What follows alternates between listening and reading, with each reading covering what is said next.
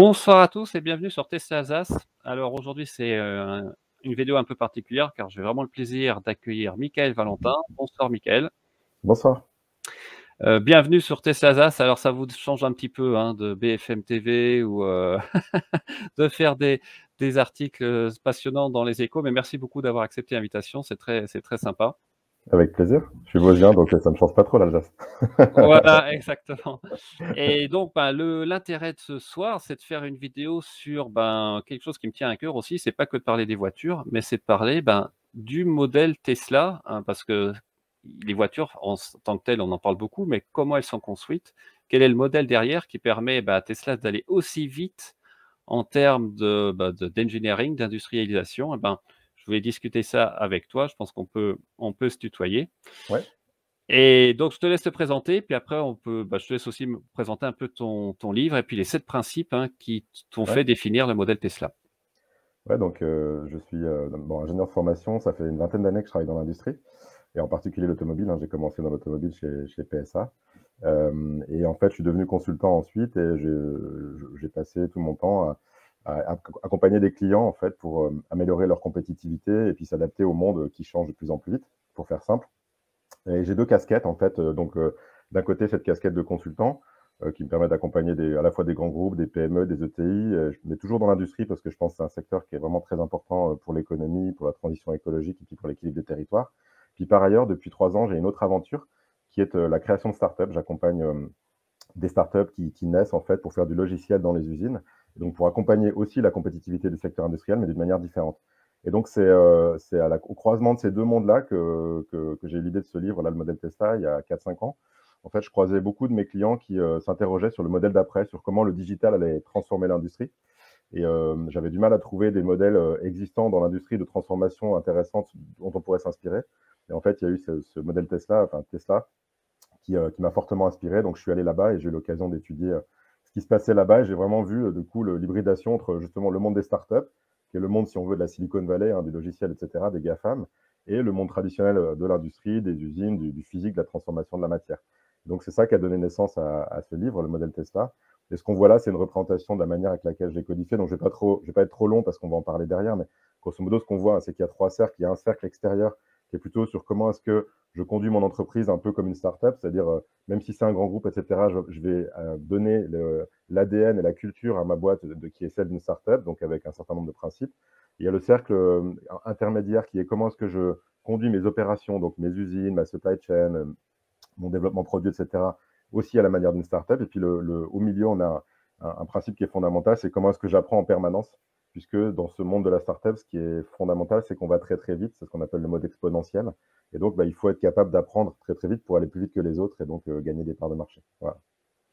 Super. Et je peux faire une petite anecdote, c'est qu'on se rappelle peut-être de l'anecdote du PDG de Volkswagen qui avait invité à une réunion de managers ben, Elon Musk, hein, c'est quand même assez innovant, on va dire, et qui avait mis en exergue le fait que, par exemple, Tesla avait, en quelques semaines, réussi à reprogrammer son software pour adapter des nouvelles puces graphiques, puisqu'il y avait une rupture de chaîne de puces graphiques. Donc ça, c'est, je Ouais, crois, des exemples de la rapidité du modèle ok, Tesla. ça va. Un autre exemple qu'il a cité aussi dans cette intervention, c'était le temps de production par voiture, qui est le temps total de valeur ajoutée hein, qu'on met sur la voiture quand on la fabrique. C'est donc les heures passées par les gens qui fabriquent la voiture. Dans le groupe Volkswagen, enfin au sens large, hein, on est autour de 20 heures pour faire une voiture électrique, et chez Tesla, on est à 10 heures. Donc voilà, donc on voit toute l'avance qu'a pris Tesla. En fait, la plupart des gens estiment que Tesla a 5 ans d'avance sur ses concurrents. Absolument. Alors, ce que je voulais faire aussi, avant qu'on rentre un peu plus dans le détail, c'est juste faire un petit récapitulatif, ben, où en est Tesla, au niveau de croissance, des ventes qui, vous allez voir, est assez assez remarquable et après on passera aux différents principes, hein, du teslisme comme tu dis, et puis si on a le temps, mais on verra. Je voulais parler un peu aussi de la stratégie des constructeurs français qui est complètement en train de changer. C'est assez impressionnant là, ce que Renault et Peugeot sont en train de faire. Même si on voit que, le président de Peugeot, fait des petites, interviews pour dire que bon, il y aura peut-être de la casse sociale. On voit qu'il freine un peu quand même, Ouais, c'est pour ça. l'instant. Alors, oui, je vais juste refaire sa petite, aparté, voilà, que, ben, tu fais, pas mal d'interviews aussi dans des grands journaux économiques comme Les Échos, avec les secrets des cracks de l'industrie, où c'était intéressant, là où tu disais que c'est pas que l'innovation qui fait qu'on réussit dans l'industrie, c'est aussi l'hypermanufacturing dont on va parler juste après. Et donc, pour juste montrer, voilà, les ventes de Tesla, je pense que personne n'aurait pensé, les constructeurs classiques en 2012, que Tesla en serait là aujourd'hui, en seulement 9 ans. 1 million de voitures, c'est pas si loin que BMW, c'est pas si loin que Audi en termes de vente. Hein. Je crois qu'ils doivent être à 2 millions, 2,5 millions. Tesla est 1 million, quoi. Donc, Ouais. c'est vraiment incroyable cette croissance exponentielle. Ouais, puis Juste un exemple. excuse-moi, Pierre, ce Ouais. qui est intéressant aussi, c'est la forme de la courbe, c'est-à-dire que le principe de l'exponentielle, c'est qu'on multiplie par 2 chaque année. Donc, en fait, si ça continue comme ça, l'année prochaine, ils sont à 2 millions, l'année d'après à 4 millions, l'année d'après à 8 millions. Donc, en fait, dans 3-4 ans, ils sont devant les premiers mondiaux, quoi. Devant même General Motors, Toyota, etc., quoi. Et ce qui est intéressant aussi, c'est que le prix de base, c'est pas des Dacia quand même, hein, c'est quand même Ouais. des produits à forte valeur ajoutée. Bon, c'est quand même autour de 36-37 000 euros. Et malgré ça, on voit qu'il y a une croissance exponentielle, donc la demande est là. C'est clair.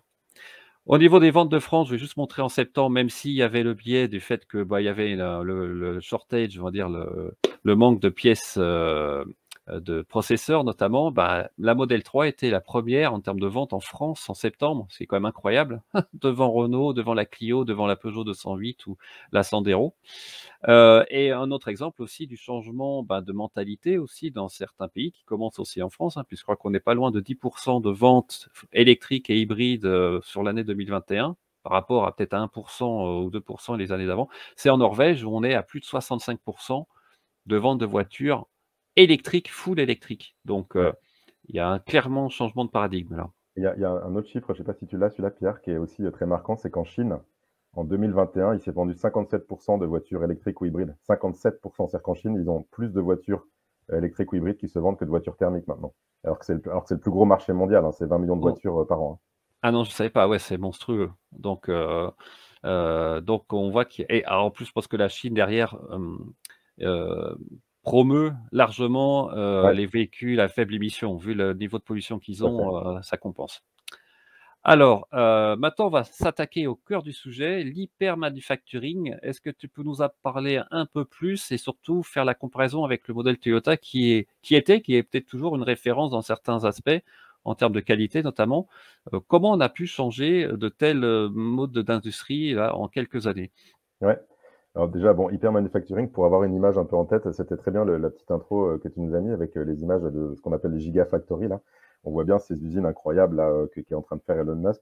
En gros, pour faire simple, hein, c'est de se dire qu'on va fabriquer des usines à la vitesse à laquelle va une startup. Donc c'est en gros à toute vitesse et des usines qui sont très très puissantes, qui sont où les process sont très massifiés, qui sont très agiles en fait, où on va avoir une certaine traçabilité dans les process et où on va tout piloter en temps réel grâce au digital. Donc ça, c'est ce qu'on voit quand on rentre dans une usine de Tesla, qui est assez impressionnant. Donc c'est une espèce d'hybridation du monde de la startup et de l'usine. Et là, Juste pour reprendre. je montrais Ouais, juste l'usine de Berlin qui est en train de se construire aussi à grande vitesse, mais s'il y a des petits problèmes de produits, mais on voit que c'est le même modèle que celui de l'usine de Shanghai, quoi. c'est ça, c'est pareil que Shanghai. Et ce qui est impressionnant, c'est que ces usines-là, ils les fabriquent en à peu près 1 an et demi, en fait. Et c'est des usines, c'est des investissements de plusieurs milliards, c'est jusqu'à 5 milliards d'euros. Donc, c'est des énormes investissements qui vont aussi très, très vite à se construire. Mais tu me posais la question de l'historique. En fait, pendant 50 ans à peu près, le monde industriel a suivi un modèle qui était ce qu'on appelle le modèle Toyota ou le toyotisme, qui était un modèle qui a inspiré les industriels parce qu'il permettait de fabriquer ce qu'on appelle en juste à temps, donc de faire le produit au bon moment avec le bon niveau de qualité sans que ça coûte trop cher grâce à tout un tas de principes et notamment un certain esprit de rigueur et puis aussi ce qu'on appelle l'amélioration continue, c'est-à-dire qu'on va capitaliser sur toutes les forces de l'entreprise, sur tous les opérateurs, tous les gens d'entreprise pour améliorer. C'est-à-dire qu'on ne va pas, comme était le Fordisme, se dire que c'est les ingénieurs qui décident et les autres appliquent. C'est vraiment le principe de se dire si tu as une bonne idée, propose-la, on va mettre en œuvre cette idée. C'est ça qui va faire que par les petits pas, on va améliorer le système. Et en fait, ce système-là, il a été codifié dans les années 80. Il a permis à toute l'industrie de progresser énormément. Et d'ailleurs, le secteur industriel est celui qui fait le plus de gains de productivité par rapport aux autres secteurs économiques, beaucoup plus que tous les autres secteurs économiques depuis. Simplement, avec l'arrivée du digital, ce système Toyota, il y a encore certains principes qui restent valables, mais en fait, le digital bouscule quand même pas mal ce système-là. Donc, on va continuer à avoir besoin de cette rigueur managériale et ce système par le bas, mais il faut aussi s'appuyer sur le digital pour aller beaucoup plus vite. Donc, ce que ça permet notamment, c'est de, comme je disais tout à l'heure, de plus piloter forcément les process dans l'entreprise à la journée ou à la semaine, mais vraiment en temps réel, c'est-à-dire d'avoir en permanence sur son smartphone des indicateurs qui permettent de réagir, etc. D'accélérer du coup la résolution de problèmes et l'amélioration. D'avoir une traçabilité aussi qui va beaucoup plus de bout en bout, c'est-à-dire qu'on va plus simplement se dire qu'on va suivre les pièces dans un atelier donné ou en SAV chez les concessionnaires ou alors au début de la chaîne de la matière première. On veut vraiment pouvoir tracer tout ce que font les produits. Et ce que ça permet de faire aussi, c'est très important dans la société actuelle, c'est de vérifier que les produits qu'on achète, alors c'est vrai par exemple dans d'autres secteurs, hein, l'agroalimentaire, le luxe, etc., ils respectent une certaine éthique. Donc ils vont à la fois être bons pour la planète, par exemple, mais ils vont aussi être, par exemple, fabriqués localement, donc ils vont respecter l'emploi local, etc. Donc le digital permet de faire ça, et Tesla est un des premiers à s'être servi du digital pour ça. Et pour terminer, le point qui est peut-être le plus important à court terme, c'est l'automatisation. En fait, grâce au digital et à une bonne structure de données dans une entreprise industrielle, on va pouvoir mettre en place des briques derrière beaucoup plus avancées, comme l'intelligence artificielle, et on va pouvoir à la fois automatiser beaucoup les processus physiques. Donc, on voit tous les robots que tu nous montrais dans la vidéo. Ouais. Il y a beaucoup de robots et on permet du coup forcément de faire des gains, c'est ce que je disais tout à l'heure sur le temps de fabrication de la voiture. Mais il y a aussi tout un tas d'automatisation des tâches administratives ou des tâches de ce qu'on appelle des fonctions indirectes dans l'entreprise, c'est-à-dire les gens qui vont être des techniciens, etc. Et donc, pour que ces gens-là puissent se concentrer sur leur cœur de métier, donc résoudre des problèmes et améliorer la voiture, et non pas passer du temps à faire des tâches administratives, etc. Moi, je passe tout mon temps dans les usines, quasiment. Et en fait, la plupart des gens dans les usines, que ce soit des managers, des techniciens, etc., passent entre 15 à 30% de leur temps à faire des tâches administratives qui n'ont pas de valeur ajoutée. Et donc, ce que permet aussi le digital, c'est d'automatiser tout ça pour que chacun puisse passer plus de temps sur son métier cœur et donc améliorer beaucoup plus le modèle, quoi. Et moi, c'est ce que je connais aussi un peu de mon côté, dans mon travail, c'est qu'on a des SOP, des standards Ouais. opérationnels de procédure qu'on doit suivre. Mais c'est vrai que c'est pas autant digital qu'on voudrait. Donc on essaye aussi de digitaliser ça et de suivre des procédures plus facilement plutôt que d'avoir des documents papier ou même Word, plutôt avoir des processus intégrés dans le logiciel qui permet de ticker des box, on va dire toc, toc, toc, Ouais. toc, et ça permet de suivre le process, que ce soit là l'industrie ou même moi dans mon métier, Mais en c'est recherche vrai et aussi dans le développement. développement, ouais, tout à fait, même en recherche et développement. Ce que ça permet surtout, c'est de capitaliser sur la donnée, d'avoir toujours la dernière version qui est à jour, hein. Donc à la fois d'éviter de perdre du temps, mais aussi surtout d'éviter de se tromper, des erreurs, etc. Donc c'est assez complémentaire en fait du toyotisme, et ça Ouais. augmente vraiment ce modèle-là parce que ça le rend beaucoup plus puissant, et ça permet aussi un partage. Vous faites une amélioration à un endroit donné. Quand vous êtes une grosse entreprise, toutes ces grandes entreprises, vous avez tout un tas d'unités opérationnelles. Donc, si quelqu'un améliore un process à un endroit donné, vous avez envie que tout le monde en profite. Grâce au digital, aujourd'hui, vous faites une amélioration à un endroit de la planète, tout le reste de l'entreprise, dans la seconde qui suit, doit pouvoir en profiter. Donc, c'est vraiment exponentiel aussi dans ce sens-là. C'est de l'amélioration qui va être vraiment exponentielle. Absolument. Donc voilà, là, je pense que ça donne une bonne petite idée de l'hyper-manufacturing. Hem, un autre sujet qui est très passionnant, c'est le software hybridation. Donc on voit qu'en fait, je vais peut-être mettre la petite vidéo là enfin je la mettrai après, c'est qu'on pense souvent que la Tesla, c'est des ordinateurs sur roues, ce qui est vrai, hein. Je pense qu'au départ, c'est vraiment le software qui compte. Mais là, Mm. ce que tu dis aussi dans ton livre, c'est que, bah, ce que tu viens de dire aussi, c'est que le digital, il est pas que dans la voiture, c'est aussi tout le process de fabrication qui utilise le digital. Ouais, bah, ce qui est intéressant, c'est que c'est donc la voiture et son architecture, tu en as parlé, qui est qui ressemble à un ordinateur et qui est aussi pensé vraiment comme un smartphone. C'est-à-dire qu'il y a un système d'exploitation et tout, là où les autres constructeurs ont plutôt tendance à séparer les composants les uns des autres, donc sont très silotés, en fait, et donc c'est difficile de faire des montées de version de voiture si vous séparez les composants.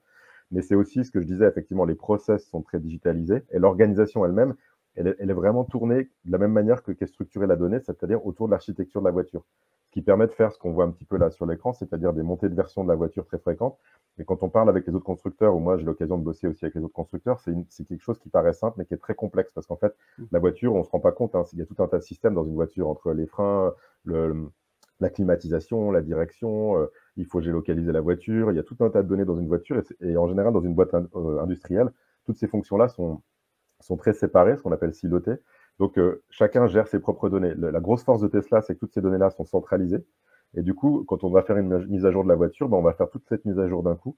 Et on va avoir une voiture qui s'améliore dans son cycle de vie. Donc, quand vous avez une Tesla, ben, vous avez régulièrement des montées de version, ce qu'on appelle des features, hein, comme sur un smartphone, comme sur un iPhone. Mais ça, c'est lié aussi à l'organisation de la boîte elle-même, en fait. Parce que derrière le rideau, il y a une organisation qui permet de faire ça et qui est vraiment centrée sur l'architecture du produit et sur l'architecture du process, quoi.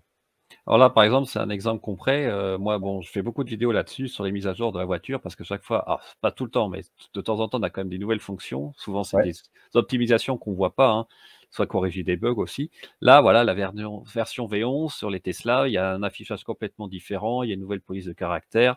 Les menus ont été refaits, on peut drag and drop certaines fonctions, on peut les changer en bas, comme sur un smartphone exactement.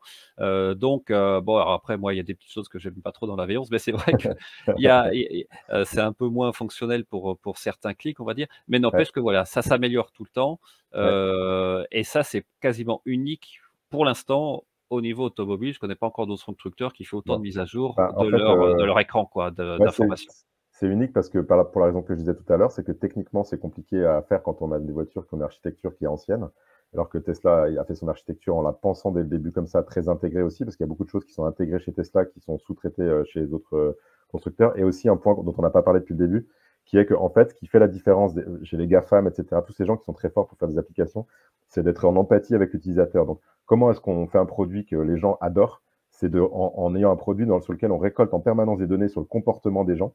Et donc, en fonction de ce comportement, ben, on va pouvoir l'améliorer pour que les gens l'aiment de plus en plus. Et en fait, vous vous en rendez pas compte, mais quand vous avez une application sur votre smartphone, vous êtes régulièrement sujet à des tests. C'est-à-dire qu'ils prennent 10% des utilisateurs, ils testent une nouvelle fonctionnalité. Si les gens sont contents avec cette fonctionnalité, hop, ils la déploient sur tout le monde. Et alors là, dans la V11, tu vois, il y avait quelque chose qui ne te plaisait pas, par exemple. Donc, peut-être que tu étais sur un bêta test ou pas. Mais en tout cas, ça veut dire que la majorité des gens, c'est des fonctionnalités qui leur plaisent parce que dans la façon dans laquelle ils l'utilisent, ça va leur plaire. Mais c'est pas dramatique non plus s'il y a des choses qui à un moment donné ne plaisent Bien pas, sûr. puisque comme on peut faire la version d'après, en fait, il y a vraiment cette notion de continuité, d'amélioration en permanence du produit lui-même, en fait. Donc, par rapport à Toyota qui était sur améliorer le process, là, on peut même améliorer le produit au fil de l'eau, quoi. C'est hyper intéressant. Absolument et par exemple, il y a aussi des mises à jour, on peut avoir des options, on peut augmenter la puissance de sa voiture. Ça s'appelle C'est ça. l'option boost. Alors maintenant Volvo le fait aussi sur ses véhicules électriques. Par exemple, par une mise à jour on the OTA comme on dit, on the air, on peut mettre Ouais, à jour sa Volvo, on paye et on gagne, c'est ça. 50-100 chevaux. Heu, on peut aussi avoir, bah, on en parlera aussi sûrement, le fameux conduite autonome, Ouais. avec la reconnaissance des panneaux, l'arrêt au stop, au feu rouge. Bon, en Europe, c'est quand même pas les États-Unis, mais ça progresse pas mal aux États-Unis. Et ce que je voulais mentionner aussi, c'est que, bah, ce software hybridation, je pense que un des exemples les plus concrets qu'on voit aussi en dehors de Tesla, c'est Peugeot qui a fait Mmh. cet accord énorme Ouais. avec Amazon pour Ouais. plusieurs milliards de dollars, ce qui montre que bien, bah, que le software, c'est aussi la clé, quoi. C'est clair, hein, et d'ailleurs, c'était une des peurs, et c'est toujours le cas de l'industrie allemande depuis une dizaine d'années. C'est pour ça ils ont lancé un concept qu'ils appellent Industrie 4.0. C'est qu'ils ont vu les GAFA arriver dans l'industrie et ils ont vu que les GAFA, notamment Amazon, avaient avant ça révolutionné tout un tas de secteurs, hein, ce qu'on appelle disrupté. Donc, ils sont venus sur le marché du livre, après, ils sont venus sur tout un tas de choses. Maintenant, ils font même des vidéos, ils vont même faire du nucléaire, enfin, ils font tout un tas de choses. Et donc, les constructeurs allemands se sont dit comment est-ce qu'on fait pour se protéger de ça? Parce que on sait que la valeur d'une voiture, ce sera de plus en plus le logiciel, en fait, parce que à terme, quand la voiture sera autonome, on va aller faire ses courses dans sa voiture, on va peut-être échanger ses voitures dans la journée, prêter sa voiture à quelqu'un qui va nous monétiser ça. Enfin, il y aura tout un tas d'autres fonctionnalités qu'on n'a pas encore. Et donc, du coup, ce cœur de voiture, c'est un peu comme les smartphones, ça intéresse énormément les GAFA parce que c'est des marchés potentiels gigantesques. C'est plus seulement la Mmh. mobilité, c'est tout un tas d'autres choses. Donc oui, il y a Stellantis avec Amazon, il y a Renault avec Google, il y a Apple qui, on a parlé à un moment donné je crois que c'était Kia, le Oui, coréen. Enfin, voilà, donc il y a tout un tas d'accords qui sont en train d'être menés. Et du coup, il y a vraiment cette rivalisation aussi entre les GAFA et les constructeurs classiques. Et puis d'ailleurs, les GAFA investissent aussi beaucoup dans l'automobile, hein, dans des startups, comme Amazon a d'accord. investi dans Rivian, par exemple, qui est un Américain. Au départ de Tesla, il y avait Daimler qui avait investi dans Tesla. Enfin voilà, c'est hyper intéressant. Absolument. Et il y a des sacrés enjeux là, hein. D'ailleurs le système, j'espère que je pourrai tester la nouvelle Renault Mégane E-Tech. Le système Google est pas mal, hein. Alors ils ont copié pas mal le système, d'une certaine façon Tesla, mais Ouais, l'interface est assez fluide parce que tout est aussi ce qui est remarquable chez Tesla, c'est la fluidité de oui, l'interface qui est vraiment ouais. extraordinaire et donc quand on compare avec d'autres voitures, bon bah ça fait un peu ça fait un peu mal pour les autres voitures honnêtement pour l'instant, mais là, avec Google, on voit que ça progresse quand même, hein. Non, c'est sûr, ça fait un peu l'effet, moi je dis souvent quand on monte dans une Tesla, du moment où on avait tous nos smartphones, tu sais, à l'époque, dans le début des années 2000, en fait, en fait, les Nokia, et cetera, et où on est passé au smartphone, quoi. On est passé sur le premier iPhone. C'est vrai que c'est un peu le sentiment qu'on a quand on rentre dans une Tesla, quoi.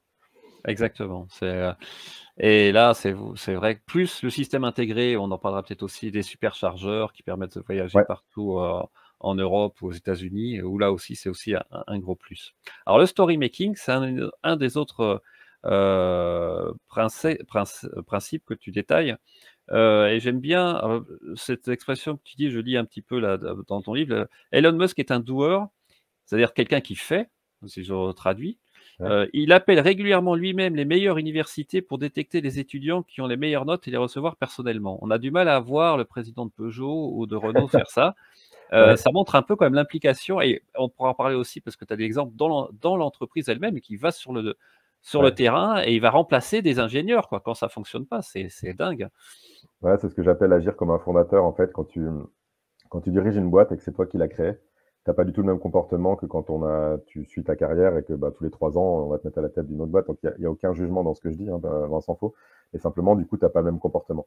Et donc, ce comportement-là, c'est un comportement d'essayer de comprendre les problèmes dans un niveau de détail fin. Et il est lié à la vision. C'est pour ça que j'appelle ça story making. Story, c'est bon, c'est de l'anglais tout ça, mais story, c'est pour dire c'est quoi ma vision, quelle est l'histoire que je raconte à la société avec mon entreprise, qui n'est pas seulement une histoire économique, mais qui est bien au-delà de ça. Et making, ça veut dire que comme je suis un patron qui n'est pas seulement un patron gestionnaire, mais je suis un patron qui fait aussi, bah, je vais faire. Et donc, je vais faire avec les équipes. Donc, en permanence, moi, quand j'étais là-bas, il passait, je l'ai vu hein, à l'action, il va vraiment être toujours sur le problème du moment. Donc, dans une startup, il y a énormément de problèmes à régler, bien entendu. C'est pas un long fleuve tranquille, loin s'en faut. Et d'ailleurs, il dit lui-même qu'il faut prendre des risques et que c'est normal que tout ne marche pas.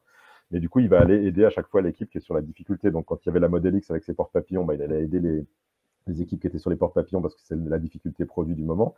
Moi, quand j'y étais, c'était la montée en cadence de la Model 3 qu'il n'arrivait pas à Mmh. faire. Bah, il était sur le terrain dans l'usine cette fois pour aider cette montée en cadence parce que les lignes étaient un peu trop robotisées, donc ils n'arrivaient pas à faire repartir la ligne. Donc il y a vraiment ce côté faire. Et en fait, il est associé à la vision, qui est une vision aussi qui va au-delà du monde automobile. Tu parlais des superchargeurs. En fait, la création de Tesla, la mission de Tesla, c'est d'aider à la transition énergétique, pardon, d'accompagner la transition énergétique. Et donc, ça veut dire que c'est à la fois la mobilité, donc c'est des voitures, mais c'est aussi fournir de l'électricité. Donc, c'est pour ça qu'il y a plus de 3000 superchargeurs dans le monde qui fournissent l'électricité aux voitures. Donc, c'est vraiment une vision complète, en fait, d'un modèle de mobilité et de fourniture d'énergie qui va permettre de passer à quelque chose de plus vert que ce qu'il y a aujourd'hui. Et par exemple, je relis un petit exemple là où il met j'ai l'impression qu'il met aussi la barre des fois très, très haute, hein, vis-à-vis au sein de ses équipes donc on pourra en parler aussi un peu après, c'est qu'il y a l'esprit start-up, il y a le dynamisme, on va dire, l'innocence, peut-être au départ, de la jeune pousse qui monte, mais de l'autre côté, il faut quand même, délivrer comme on dit. Par exemple, l'exemple que je lis là, c'est qu'un ingénieur, il travaillait sur le pare-soleil de la Model S et il a dit: «Je veux qu'on trouve la voiture qui a le meilleur pare-soleil du monde et que l'on développe un mieux». Donc Ouais. c'est clair qu'il y a pas de c'est vraiment pas c'est blanc, enfin, c'est pas blanc ou noir, mais on a vraiment l'impression que les objectifs sont très élevés, quoi. Bah, il y a un niveau d'exigence qui est très élevé, donc et il y a effectivement des freins du coup au modèle, on en parlera après peut-être, mais qui sont liés à ça. Après l'autre, si on prend le côté positif de ça, ce que ça fait, c'est que ça attire aussi les meilleurs parce qu'en fait, alors il reçoit à peu près 500 000 candidatures par an, hein, ce qui est énorme parce qu'au départ, il Oh! était que dans la Silicon Valley. Donc à côté de lui, il y a Apple, Google et cetera, donc il est dans un environnement, où il y a beaucoup de compétition. Bon maintenant il est aussi à Berlin, il est aussi à Shanghai, donc il est dans différents endroits, mais il reçoit beaucoup de candidatures parce que justement, les gens qui le rejoignent, ils sont mus par cette passion-là. Donc, c'est cette espèce de vision, de mission auquel ils croient. Donc, quand j'étais là-bas, j'étais vraiment surpris par ça, en fait, parce qu'en France, c'était il y a 4 ans, il y avait beaucoup de Tesla bashing, Mais beaucoup de ça marchera pas, l'électrique, de toute façon, ça marchera pas, machin, machin, voilà. Et j'arrivais là-bas et en fait, j'ai vu que des gens qui étaient super mus par leur mission, qui croyaient à fond. Et du coup, c'est pour ça que je parle d'esprit startup, c'est moi je passe mes journées aussi avec des start-upers, puisque je contribue à créer des startups. On retrouve ce côté-là, ce côté j'y crois, je mets toute mon énergie, du coup je vais à fond, c'est plus qu'un boulot, c'est en fait quelque chose où j'ai une certaine forme de passion, quoi. c'est une sorte de Donc, mission presque, ouais, c'est c'est ça ça, il y a une mission, il y a de la passion, du coup, donc avec les plus et les moins, parce qu'il y a aussi évidemment des côtés négatifs, comme tu disais, mais on retrouve ce côté-là, un peu passion, qui est, on n'est pas seulement là pour, entre guillemets, travailler, faire des tâches, mais on contribue à quelque chose, quoi. absolument. Alors, c'est une belle transition puisqu'on parlait de start-up, le start-up leadership. Ouais, Comment, Elon Musk, manage, on va dire, je fais beaucoup d'anglicismes, mais maintenant c'est un peu comme ça, dirige son entreprise ouais, avec une fois une vision qui à la fois en interne et aussi beaucoup en externe, parce que c'est ouais. clair il inspire, beaucoup de personnes, hein. Je crois que c'est une des caractéristiques d'Elon Musk, c'est-à-dire qu'on a l'impression qu'il a fait des projets, jamais on ne pensait que ça marcherait. Par exemple, c'est, Ouais, les fusées SpaceX là, qui décollent et après qui se reposent. pense que personne n'aurait pensé que c'était possible. Donc, c'est ça qui subjugue aussi un peu les gens, qui doivent créer aussi de la jalousie, c'est ou à Rallye-sur-Mars, par exemple, c'est un autre projet. Il a fait une rupture, peut-être aussi dans la manière de penser, c'est-à-dire aller vraiment à un niveau qu'on n'imaginait pas. Ouais. Non, mais alors, sur ce que tu disais là, j'ai une petite anecdote, je ne sais plus qui l'a dite, mais c'est un grand penseur de la Silicon Valley là. Il disait faire une startup, c'est comme sauter d'une falaise et construire un avion en même temps qu'on est en vol Ah pour ouais! être sûr qu'on va atterrir, voilà, pour pouvoir décoller. Donc c'est un saut dans le vide. Donc oui, effectivement, tous les paris qu'il a pris, en général, les gens n'y croient pas au départ. Et donc ça montre en fait à quel point c'est important d'avoir cette force de conviction et d'avoir une mission forte qui nous tient. Et c'est ça c'était ce que je disais avant. Sur le côté leadership, ce qui est intéressant dans ces boîtes-là, c'est que et c'est pas vraiment un choix idéologique, c'est plus une adaptation en fait au monde dans lequel on est et à la vitesse à laquelle ça va. C'est que on a un mode de management qui est quand même assez horizontal et qui fait que tout le monde peut parler à tout le monde. Donc il y a tout un tas de règles en fait dans ces boîtes-là qui disent par exemple si vous êtes dans une réunion que vous avez l'impression de ne pas apporter de valeur, juste quitter la réunion. Euh, Si vous avez besoin d'envoyer un mail à quelqu'un qui n'est pas de votre service, vous pouvez le faire. Vous pouvez écrire à n'importe qui, même à votre N+2, N+3, N+4. Ah ouais. La seule chose qui compte, c'est que ça aille vite et que vous soyez clair sur pourquoi vous faites ça, etc. Et donc, ce qui change fondamentalement la conception de l'entreprise et l'organisation d'entreprise. Et j'ai parlé aussi à des sous-traitants de Mmh. Tesla et de SpaceX, et il me disait, c'est intéressant, quand on bosse avec Tesla, c'est pas du tout pareil que quand on bosse avec les autres. Déjà, en général, on a un seul interlocuteur qui est le chef de projet Tesla, il a beaucoup de responsabilités. Donc un peu comme une startup, en fait, il y a peu de personnes qui gèrent chaque chose, mais les personnes sont très incentivées, ont beaucoup de responsabilités. Et du coup, ça va beaucoup plus vite. Il n'y a pas toutes ces côtés barrières, Tous. frontières où on doit discuter. Quand on est, bon voilà, moi j'ai commencé chez un constructeur auto et j'aime beaucoup les constructeurs auto français. Voilà, donc il n'y a aucune critique dans ce que je dis, mais à chaque fois qu'on doit traiter un sujet, on est tout de suite 15, 20, etc. Responsable d'une petite partie de la voiture ou du process. Chez Tesla, c'est beaucoup plus une personne responsable d'un ensemble et donc aussi incentivé là-dessus. Donc si ça marche pas, il est responsable, mais du coup, ça permet d'aller beaucoup plus vite, quoi. Et tout est pensé comme ça. Et chez Amazon, c'est pareil d'ailleurs, hein. Chez Amazon, il y a la règle des 2 pizzas, c'est-à-dire que, en gros, une bonne équipe, c'est une équipe qui doit pouvoir se nourrir avec 2 pizzas. Donc en gros, c'est 6-12 personnes. Et après, ce qui est important, c'est surtout l'interface qu'on met entre ces équipes pour que ça fonctionne bien. Et dans cette équipe-là, on a pas mal de marge de manœuvre pour innover. Et par contre, l'interface qui est très liée à la structure de données, elle est beaucoup plus standardisée, ce qui permet à l'entreprise de bien fonctionner, quoi. Très bien. Ah oui, donc on voit, que ça change quand même par rapport au modèle classique d'entreprise où on a un processus de décision, on va dire, Ouais, plus, vertical. c'est Alors, ça. je connais, certaines, entreprises où ça change aussi. Il y a un mode de management beaucoup plus horizontal et on laisse beaucoup plus d'esprit et enfin, de prise de risque aussi Oui. aux managers. Hem, alors, Men in Machine Learning, c'est aussi une des clés de Tesla, c'est se former en continu, et j'ai vu, oui, alors je lisais un peu aussi dans le livre, se former en continu et apprendre en boucle courte pour marier l'intelligence de l'homme et celle de la machine au quotidien. Alors c'est très Ouais. intéressant aussi ce concept. Ouais, en fait, il y a une étude du World Economic Forum là, qui est sortie il n'y a pas longtemps qui montre que si tu prends la somme des heures travaillées dans le monde, si tu veux, dans toutes les entreprises, en fait, en 2018, on avait à peu près 75% des heures qui étaient faites par des hommes et 25% qui étaient faites par des machines, que ce soit des robots, des Mmh. ordinateurs, etc. Et en fait, à partir de 2025, ce sera 50-50. C'est-à-dire qu'il y aura autant d'heures travaillées qui seront faites par des machines que d'heures travaillées par des hommes. Donc, c'est ni bien ni mal, en fait. C'est un fait qui est une évolution, en fait, qui est liée à tout ce qu'on peut faire grâce à l'automatisation. Et donc, l'idée, c'est comment est-ce que je m'adapte le plus possible à ce monde-là pour continuer à avoir des métiers intéressants pour les hommes, parce que moi, je suis intimement persuadé qu'il y a encore besoin des hommes et de l'intelligence des hommes. Simplement, c'est plus exactement les mêmes compétences dont on aura besoin, puisqu'il y a tout un tas de tâches qui seront automatisables. Et attention, il ne faut pas se tromper, c'est pas forcément les tâches les plus manuelles qui vont être les plus automatisables. Je prends des choses comme, par exemple, le diagnostic d'un médecin, à terme, on peut très bien envisager que ça peut se soit remplacé par un algorithme, parce que tous les checks qu'il fait sur la température, la pression, etc., ça peut être fait par un algorithme. En revanche, la relation que le médecin va avoir avec son patient, le traitement qu'il va donner, etc., la compréhension un peu plus fine de la psychologie, évidemment, pour l'instant, c'est pas les machines qui vont le faire. Donc, juste, je prends cet exemple du médecin pour dire que, de la même manière, dans une entreprise industrielle, il y a tout un tas de tâches qui étaient dites intellectuelles qui vont être faciles à automatiser parce qu'elles sont répétitives, elles sont automatisables. Et par contre, les hommes vont se concentrer sur les tâches qui sont plus liées à de l'empathie, aux relations interpersonnelles, de résoudre des problèmes complexes, par exemple. Donc voilà, donc du coup, c'est important de s'adapter à ça. Et pour bien s'adapter à ça, bah, il faut avoir une structure de données qui est bien pensée. Et puis, il faut avoir pensé une organisation qui permet de faire ce qu'on a dit avant, c'est-à-dire d'être agile, de s'adapter aux changements, de se former en permanence. Donc, voilà, ceux qui sont les plus en avance, il n'y a pas que Tesla, hein, mais Oui, il y a aussi plein d'autres entreprises. Mais ils mettent le paquet là-dessus, sur la formation, sur recruter des nouveaux talents aussi, parce que ça fait du bien aussi d'avoir Ce qui change un peu par rapport à avant, c'est que avant, on grandissait dans les grands groupes industriels plutôt par l'expérience. Donc, plus on vieillissait, plus on avait des postes à responsabilité. oui. Aujourd'hui, avec le digital, ça casse un peu ces codes-là parce qu'il y a des gens de 25 ans qui ont codé depuis qu'ils ont 13 ans et en fait, ils en savent beaucoup plus qu'une personne de 40 ans. Je suis bien placé pour en parler, j'ai 45 ans. Donc, je vois des jeunes de 25 ans qui sont beaucoup plus performants que moi sur plein de choses.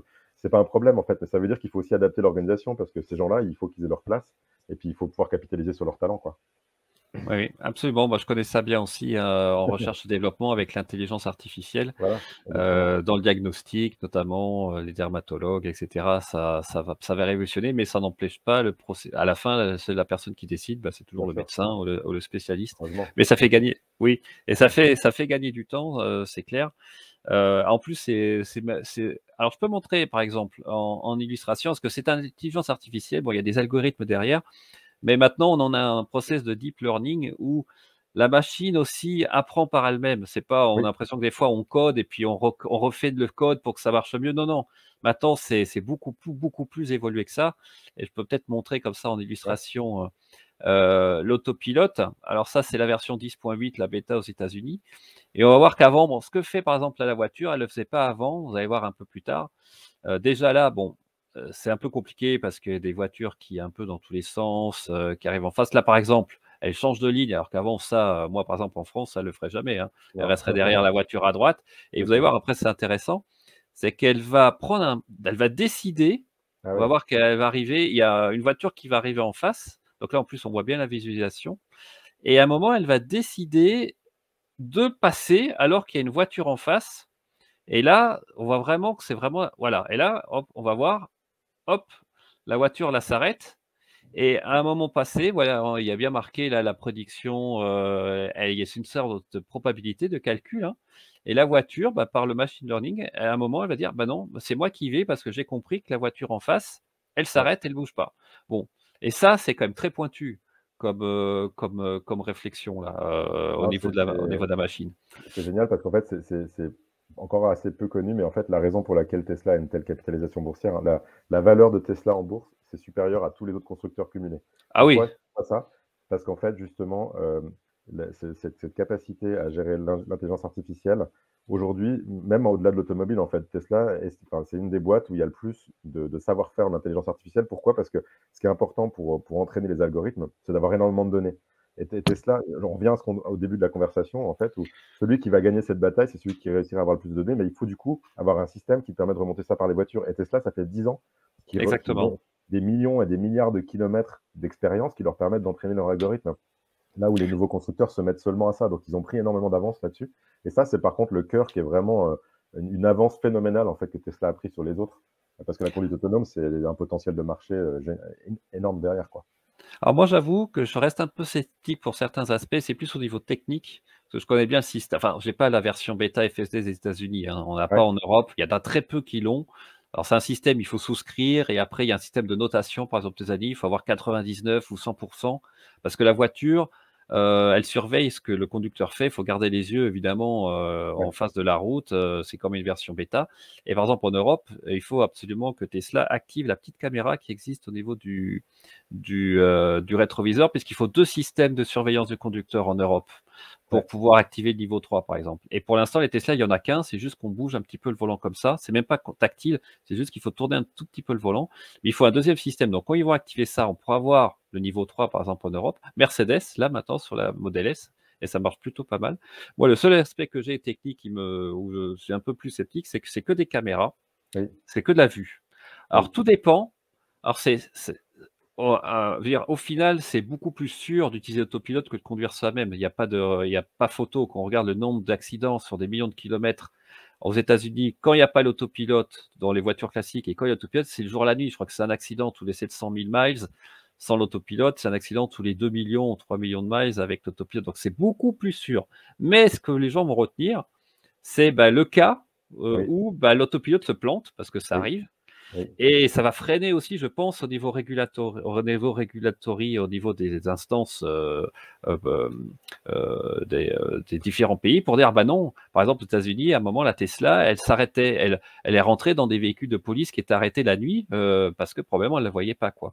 Donc, est-ce Ouais. que les caméras vont suffire? Moi, je Bah, serais plus là-dessus, avec ouais, ouais, des non, mais tu as raison, lidars, ouais, il y a un des gros débat lidars, ouais, là-dessus.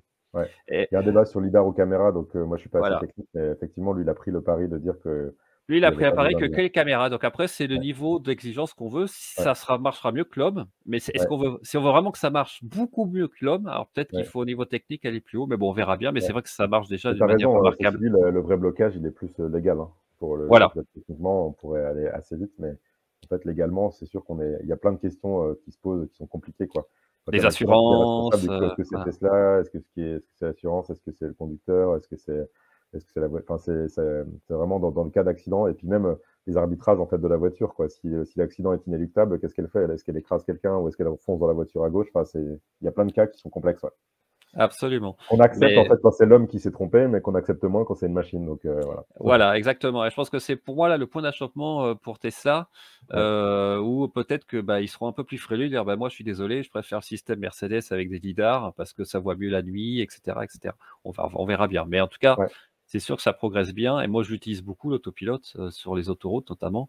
Et quel confort, c'est incroyable. Et ça m'a probablement aussi aidé dans, je peux le dire, hein, dans certaines occasions où j'étais pas assez attentif. J'étais bien content que l'autopilote était là, quoi. Donc ça a bien fait son rôle aussi. Euh, alors peut-être finir pour la troisième partie où je voulais parler un peu où en étaient les constructeurs français, parce que là aussi, hein, c'est un peu la grande révolution. Donc il y a Renaulution, hein, côté Renault. Alors voilà, là j'ai pris des captures d'écran des mmh, présentations sur le web où j'ai mis en souligné, j'espère qu'on voit bien, un peu ce côté hyper manufacturing qu'on disait, temps de développement d'une voiture réduit d'une année entière. Leadership technologique en matière d'électrification et de services connectés, on voit quand même que bah oui, ça reprend un peu des bases, des principes de hyper manufacturing d'une certaine ouais, façon, et puis de software hybridation. ouais, Euh, euh, et j'ai aussi voilà donc les différentes plateformes. Donc là, bon, des services connectés Google évidemment, et puis on a le côté Stellantis aussi. Alors là, c'est aussi intéressant où on voit bah, que ça soit Renault ou Peugeot en 2030. Je crois qu'ils ont dit: «Nous, ça sera que des véhicules électriques qu'on produit, quoi». Mais ouais. 2030, c'est demain. Je veux dire, au Bah, niveau ouais. industriel, ça paraît loin, mais en fait, c'est incroyable le Non, c'est sûr, changement qu'ils font. la transition, elle est maintenant du coup, puisque vu les cycles industriels, c'est maintenant qu'il faut changer. Mais oui, en fait, c'est le régulateur, hein, qui impose ça, parce que l'Europe a posé Ouais, je sais plus si c'est 2030-2035.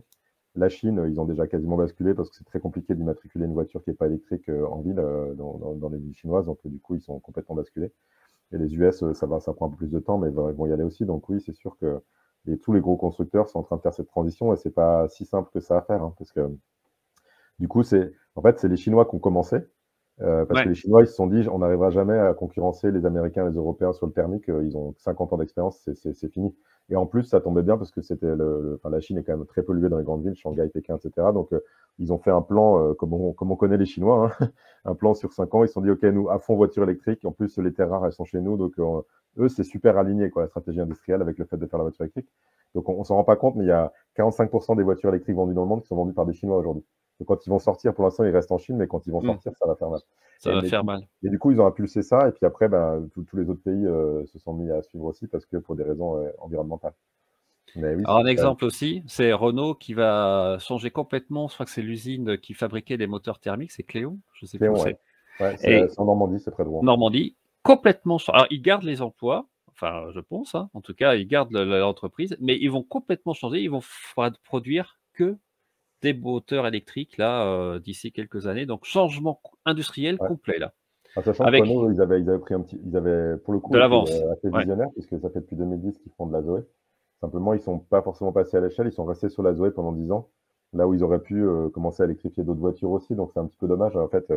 Mais ils gardent quand même cet avantage technique d'avoir su faire des moteurs. Ils fabriquent des moteurs électriques, donc ils peuvent capitaliser là-dessus, quoi. Et il faut qu'ils ouais. aillent vite maintenant. Et là, on est aussi dans le learning, hein, puisqu'il va falloir reformer tous Oui, les collaborateurs enfin, tout de à fait. l'usine à Ouais, fabriquer des moteurs électriques. Bon, ça reste, ouais, ça reste du hard, enfin des pièces, mais bon, quand même, oui, c'est quand même complètement différent des rotors d'un moteur thermique, quoi. c'est sûr. Mm. Alors là, voilà aussi le plan de Stellantis. Alors c'est pareil un peu que Tesla, hein, c'est que Tesla essaye au maximum enfin maximum, de produire, c'est pas vraiment vrai pour les batteries, mais de produire de plus en plus en interne les composants. Donc par Oui, exemple la modèle Y à Berlin, ça sera des Megacast là qui va faire des oui, 2 énormes oui, pièces pour un modèle ouais, Y. Tout l'informatique, c'est en interne, le software. Bon, les puces, ça oui, vient en externe. Là, on voit que, bah, les autres constructeurs essaient aussi de faire pareil, quoi. Les ouais. batteries, essayer Le d'internaliser le logiciel aussi. maximum. Ouais. Ouais. Bah, en fait, Donc c'est ce que je disais tout à l'heure, la valeur de la voiture, petit à petit, en fait, sur les voitures thermiques, on sent, enfin, c'est un mouvement assez lent, mais c'est les fournisseurs de rang 1 qui ont pris le plus de la valeur de la voiture.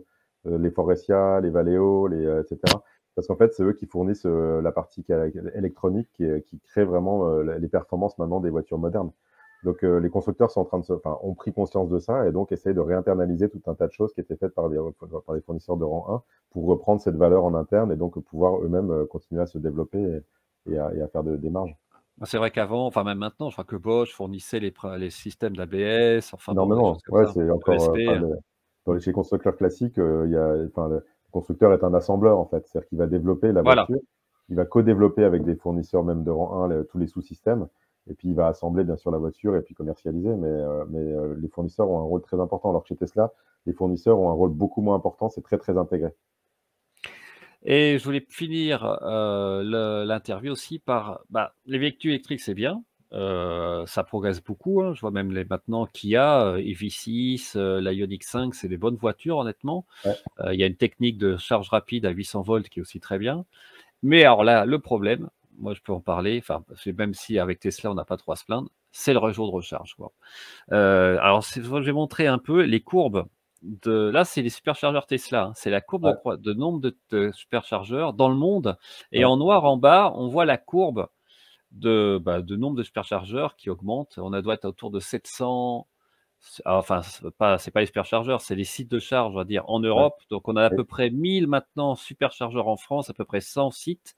ouais. Mais si on revient en arrière à la croissance des ventes, Mmh, on n'y est pas. Alors j'avais fait une interview aussi avec le président de ChargeMap, ouais, que tu connais peut-être, non, qui travaille en Alsace, à Strasbourg, hein. ouais, d'accord, Et il est d'accord, il dit, et moi je pense que c'est le gros challenge qu'on va avoir, ouais, dans l'année ou les 2 années qui viennent, c'est qu'il va falloir ça va quand même bouchonner ça va au être un niveau boulot, ouais, des chargeurs ouais, rapides. Alors on sait que Tesla va ouvrir, hein, ses ouais, superchargeurs à la concurrence. Ça, c'est oui, l'état actuel du réseau et je voulais montrer ici, même sur le site Tesla maintenant, c'est montré. Ça commence aux Pays-Bas. Il y a des oui, expérimentations de partage des oui. superchargeurs avec Ouais. les autres, véhicules électriques. Alors honnêtement, ça peut être le jackpot pour Tesla ça. J'ai regardé les Bah, modélisations. ça fait partie du modèle. Moi, c'est ce que j'appelle l'attraction tentaculaire, c'est-à-dire que c'est comme Ouais, si, Ford, au début du XXe siècle, il avait fait non seulement les voitures, mais aussi les stations-service. Bah, ouais, Tesla, il a créé les voitures électriques, il a créé les stations-service et aujourd'hui, si vous n'avez pas de borne de recharge chez vous, quand vous vous déplacez, il y a beaucoup plus de superchargeurs Tesla que de chargeurs classiques et puis ils marchent beaucoup mieux aussi parce ouais. qu'ils ont été pensés aussi, en réfléchissant utilisateur. Et donc oui, pendant un certain temps en tout cas, je pense que Tesla va gagner énormément d'argent en faisant ça. Il y a un risque quand même, je pense pour eux, c'est que, par rapport quand on achète une Tesla, il y a aussi cette exclusivité d'avoir accès à ce Mmh, réseau. Donc s'il mmh. commence à y avoir des fils, et c'est pour ça je pense qu'ils vont pas non plus trop vite. S'il commence à y Non, avoir des files d'attente sur les superchargeurs, je pense qu'ils peuvent perdre aussi des acheteurs. Donc il faut qu'ils arrivent à trouver la bonne ligne de crête en fait. absolument. Et je veux juste montrer quand même un peu la différence entre la Chine et l'Europe. Ici, on a les sites, qui ont été mis en service cette année en France. Donc on voit en haut là, il y en a à peu près une dizaine, on va dire. Ouais. Heu Donc on va dire à peu près 10-15 sur une année en France. En Chine, des sites comme ça, il en s'ouvre un chaque semaine Ouais, et mais bon. c'est pas 6 ou 8. Bon, c'est pas le même marché, on est d'accord. Non, non, mais non, non, mais Mais je rigole parce qu'en fait, la Chine, j'ai un chiffre hein, pour la Chine qui est sur un autre. La Chine, en fait, en 2013, a consommé autant de béton que les États-Unis pendant le XXe siècle. Donc, je sais pas si tu imagines, enfin, ce pays se développe à une vitesse qui est complètement phénoménale. Donc, oh c'est mon comme ça Dieu, pour tout. ouais. Donc, en fait, là, ils font des immeubles en 3 semaines, des immeubles de Mmh. 300 mètres de haut, ils les fabriquent en 3 semaines. Donc, c'est sûr que la Chine, c'est complètement dingue. Hein, mais... Donc, pour l'instant, on ne voit pas encore trop tout ça parce que ça reste, ils sont quand même encore très tournés vers leur propre marché. Mais c'est ce que je disais tout à l'heure, hein, quand les constructeurs chinois de voitures électriques vont arriver en Europe et aux États-Unis, ça risque de faire mal. Donc j'espère que nos constructeurs se sont transformés avant. Oui, absolument et là, je vous montrer, voilà, bah, c'est l'usine, près de Shanghai qui va fabriquer 10 000 superchargeurs par an, hein. Ouais, V3, pas principalement pour le marché chinois, mais Ouais, on imagine quand même que voilà, et donc ça va être quand même être la clé pour moi, c'est qu'il y a la transition électrique, mais il faut par exemple en ah Norvège, oui, ils ont réussi à gérer ça, les superchargeurs. ouais, En France, si on garde ce rythme-là, vous voyez, pour 2022, on en a 3 prévus pour Tesla, c'est pas assez, c'est quoi. pas énorme. Ouais, non, non, c'est sûr. Il va falloir accélérer. Bah, le Donc problème, c'est qu'on n'est pas encore un gros marché pour Tesla, en fait, en France. ouais. Malheureusement, en Europe, il y a les Pays-Bas qui sont largement devant, la Norvège aussi, l'Allemagne, donc la Suisse même. Donc la France, pour l'instant, est pas encore complètement prioritaire. Mais bon, espérons que Non, ça mais va s'accélérer. ça Ouais, ouais, et puis j'avais aussi vu que Stellantis va faire un réseau Atlante ou Atlanté, je sais pas comment on dit, dans le ouais, sud, la partie sud de l'Europe, avec beaucoup, beaucoup aussi de superchargeurs. Donc, ils bah, tant sont mieux, aussi, très bien. c'est un peu l'équivalent de Ionity avec, D'accord. Volkswagen, Audi, Mercedes, Kia, qui progressent pas mal, mais bon, ça manque encore. Ça va l'année prochaine, parce que moi je regarde bien sur les réseaux, Ouais, notamment sur Facebook, on voit, je vais sur les différents réseaux, que ça soit Tesla ou les autres, propriétaires de véhicules électriques, on voit que ça commence à coincer pour les jours de grands, ouais, ouais, déplacements, sur Ionity par exemple, près d'ici, là à Metz, c'est l'enfer quoi. Il y a 4 stalls, ils non, attendaient c'est 1 clair. heure, 1 heure pour pouvoir charger parce que ça Non, suffit non, pas 4 stalls. c'est horrible. Donc du coup, faut avoir l'autre solution quand on est propriétaire d'une voiture électrique, c'est d'essayer d'avoir une borne de recharge, semi-rapide chez soi, si Voilà, possible. Et puis après, il y a un chiffre, hein, qui montre ce que tu dis là au niveau mondial, c'est qu'en 2021, en 2020, pardon, les voitures électriques représentaient 3% des ventes, de toutes les voitures dans le monde. En 2021, c'était 8%. Donc le nombre de voitures électriques a plus que doublé. En fait, là, la voiture électrique, on est vraiment sur le début d'un cours de l'exponentielle. Dans 3-4 ans, ce sera probablement 40% de voitures électriques qui seront vendues sur l'ensemble du marché. Donc, tu as raison, ça va forcément bouchonner si les réseaux suivent pas, quoi. mais bon, s'il y a aussi un marché, ça commence à être rentable, hein. J'ai vu un article qui disait que ça y est, ça commence à être rentable, donc il y a Fastnet aussi qui se met en France. Par Ouais. contre, le prix, faut pas croire que ça sera plus économique de rouler en électrique par rapport à un véhicule Non, à thermique, terme, hein. ça va. Non, non, à terme, c'est sûr que ça va augmenter, hein. C'est parce que C'est, de toute façon, le prix de l'électricité augmente, il y a plus de vraies bonnes solutions. Le nucléaire augmente et toutes les énergies renouvelables sont plus chères. C'est sûr que les prix de l'électricité vont plutôt avoir tendance à monter dans les années qui viennent. Donc, en plus, comme la demande va exploser, ça va faire encore augmenter les prix. Donc, oui, non, ça, à terme, je pense pas que ça sera plus rentable que la voiture thermique pour le propriétaire. par contre, c'est vrai que quand on y goûte, je sais pas si tu as déjà conduit, bon, je Oui, pense, avec j'ai une l'électrique. Tesla, ouais. J'ai une Ah bah Tesla, voilà, ouais. le plaisir de conduite est incroyable, Ah bah, quoi. c'est ça qui Donc, fait pour moi toute la différence, c'est sûr, mmh. c'est incroyable. Parce qu'on parle, par exemple et au niveau sécurité passive, c'est parmi les meilleures voitures au monde aussi. Donc il y a Ouais, tout. C'est que sécurité active, c'est quand même très fort, avec l'autopilote qui marche quand même plutôt bien dans la majorité des cas. ouais, Sécurité passive, c'est exceptionnel au crash test. Plus, la plaisir de conduite, les performances, ça à un niveau de prix, quand on regarde ce que fait la concurrence en thermique, honnêtement, je c'est clair. comprends en Allemagne, ben, il y a beaucoup de gens qui ont des Volkswagen qui finissent par acheter Tesla, quoi, hein. Ouais, ouais, tout à fait. Et voilà. Super. Bah, écoute, je pense que je vais pas te retenir trop longtemps. Ça fait déjà 48 minutes qu'on parle, mais le temps passe vite. Mais je pense que c'est vraiment passionnant. Je pense qu'on a Merci fait à le toi. tour. Ouais, Je peux, juste conseiller à mes abonnés et ceux qui nous suivent d'acheter ton livre qui a maintenant un peu d'années, mais qui est vraiment passionnant et qui met voilà et comme on peut peut-être finir avec ce mot-là, c'est que le modèle Tesla s'applique à plein d'autres entreprises. On le dit tu le dis aussi dans ton livre, Mars, enfin il y a plein d'autres ouais, entreprises qui reprennent ces principes, hein. ouais, tout à fait et on essaie de les appliquer au quotidien, dans mon métier, dans le reste de l'industrie parce que moi je pense que là, c'est très important qu'on ait une industrie forte en Europe, il en va de plein de choses, de notre souveraineté, de la transition écologique, de l'équilibre entre les villes et les campagnes, enfin voilà. L'industrie, c'est un peu mon secteur de cœur. Oui, absolument. Tout en gardant comme un bon équilibre entre, l'augmentation de la vitesse au niveau de l'industrie, C'est mais il ça, faut pas que ça se fasse au détriment aussi des collaborateurs parce que bien sûr. j'ai l'impression qu'il met une bonne pression quand même Elon Musk à ses équipes, quoi. Non, mais en Donc, fait, là-dessus, je pense qu'en Europe, on a la chance d'avoir un système social qui est beaucoup mieux pensé que le système américain. Donc, faut pas qu'on copie bêtement tout ce que font non, les Américains. Et je pense on a notre système à inventer qui soit une sorte de modèle Tesla, mais à l'européenne, en fait. Et qui soit un système qui soit respectueux des personnes, effectivement, et qui laisse sa chance à tout le monde et la chance à tout le monde de rebondir, bien sûr. C'est clair. absolument. Bah, écoute, merci beaucoup. Ce que je vais faire, c'est que je vais mettre le générique, de fin. Je pense que je vais remettre, l'intro Tesla et puis je te propose qu'après on fasse juste un tout petit débriefing de quelques minutes et je te remercie encore Merci à toi, Pierre. et puis, bien, à bientôt sur Tesla Zas. Au revoir.